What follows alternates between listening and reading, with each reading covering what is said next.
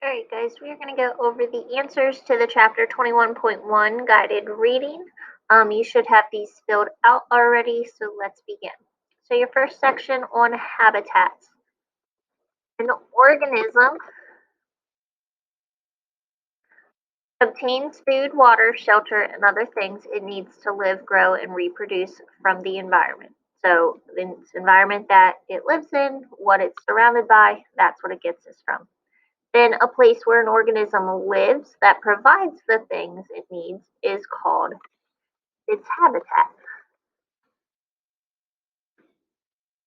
So what needs of an organism are provided by its habitat? You can pretty much recopy over what question 1 said, but it needs food, water, shelter, and other needs to help it survive and reproduce. And is the following sentence true or false? An area contains only one habitat. This is false. An area can contain many habitats. Right? And moving on to biotic factors. Excuse me. Question 5, you are highlighting the letter of each choice that is a biotic factor in a prairie dog ecosystem. So our textbook kind of sets it up, the prairie dog ecosystem, what all is involved, what the different components are. So your answer should be A, grass and other plants that the prairie dogs eat. Okay, grass is living. Hawks, ferrets, and other animals, those are also living organisms. And then worms, fungi, and bacteria.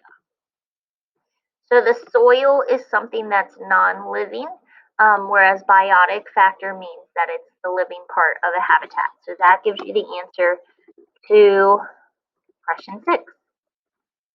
The living parts of the habitat are called biotic factors. Then moving to question 7, abiotic factors are considered the non-living parts of a habitat. If you look at the prefixes, so those letters like before the word, bio means living, and abio means without life, essentially. So that A means without. So it's non-living or it's without life. Okay? Then you needed to complete the concept map. Again, you had to click on it, click on edit, and then you should have typed in water, sunlight, and you can type these in different orders, but this is just the order that the book talks about. And then soil. So soil is composed of like rocks and different fragments and pieces of everything. Okay, so then save and close. You should have water, sunlight, oxygen, temperature, and soil. Moving down to 9, highlight the letter of each sentence that's true about water. Water is needed by all living things, so A. And then it's needed by algae and plants to make food. Okay, water actually only makes up about 65% of our human body, and then all organisms need to drink water to survive because our cells are mainly made of water, so it's not just for abiotic factors. Then moving to question 10, the process in which plants and algae make food using water, sunlight, and carbon dioxide is called photosynthesis. Hopefully you remember that from a few chapters ago early on when we talked about photosynthesis and how plants take in water and carbon dioxide, and through this process they produce oxygen and sugar. So the oxygen then we can breathe, and that sugar is used as food for the plant. Highlighting question 11 then, which sentence is true about oxygen? And it should be that Organisms that live on land get it from the air, so we breathe it in.